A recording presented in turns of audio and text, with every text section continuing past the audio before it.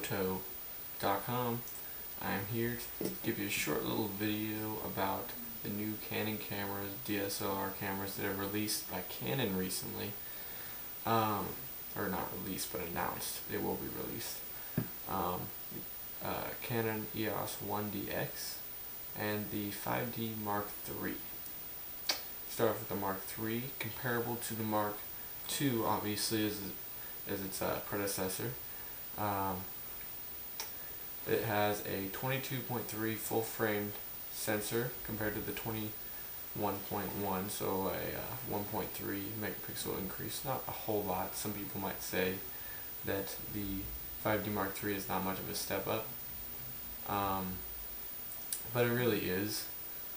Maybe not for the price. I'm not 100% sure, but that's up to you. That's your decision. I obviously don't have enough money to afford some of these high-end expensive cameras, but figured I might as well talk about them just in case if some of the viewers are wondering. Anyways, let's see.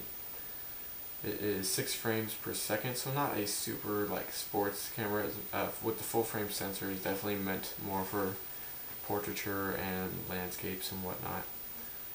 It is also comparable to the Nikon D800, a much cheaper camera that was released by Nikon, as well as a 36 megapixel sensor, but really you don't need that high of megapixels. That is almost ridiculous, giving you like a 76 megabyte raw file, which is just, you know, over the top. You really don't need that much megapixels. It's just too much high resolution. You top out at like 22, 25.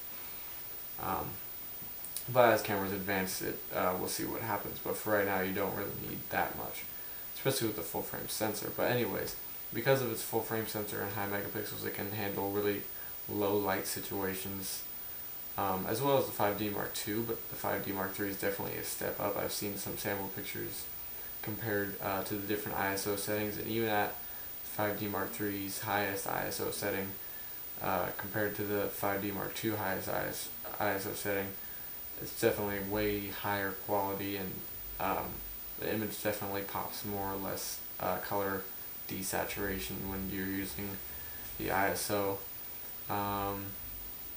It has a Digic 5 Plus processor, so that's good, the newest processor by Canon.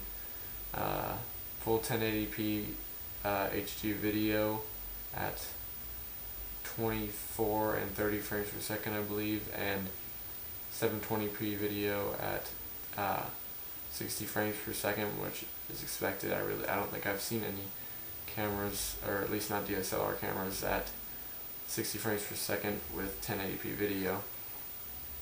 It also has a 3.2 inch LCD screen, which is the newest LCD screen that they have also on the 1DX.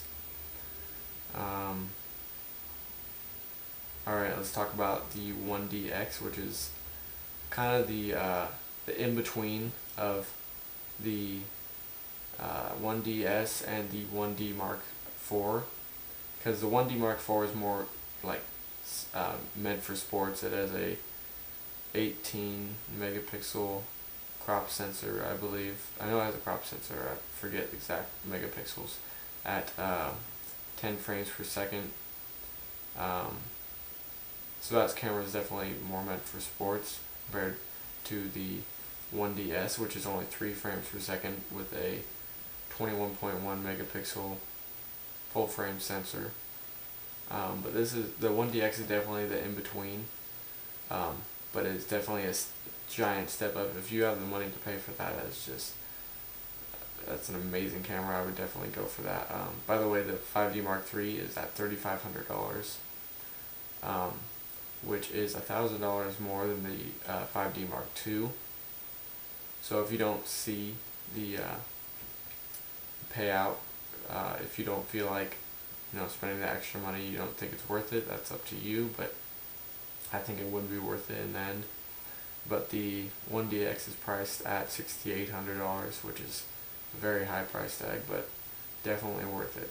Let's go into more specifics. The 1DX has a 18.1 megapixel full framed sensor, so if you shoot sports, I would you'd have to invest in buying longer lenses. But it has a Duo Digic 5 Plus processor, which is incredible.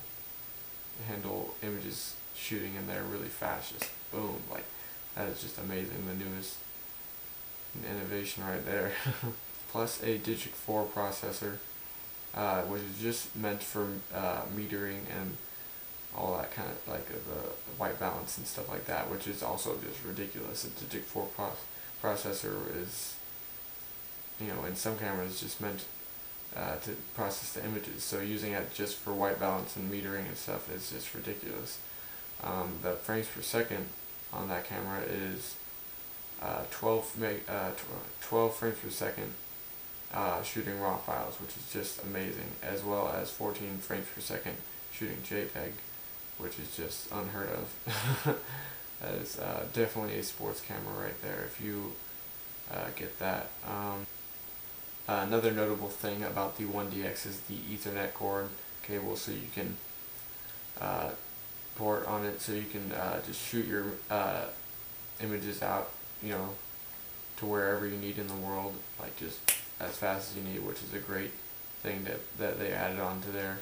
One thing I have not mentioned yet of the 1DX and 5D Mark III is the new 61-point autofocus system, which is just also ridiculous. I know I've said a lot of things about these cameras, so I've said ridiculous, amazing, unheard of.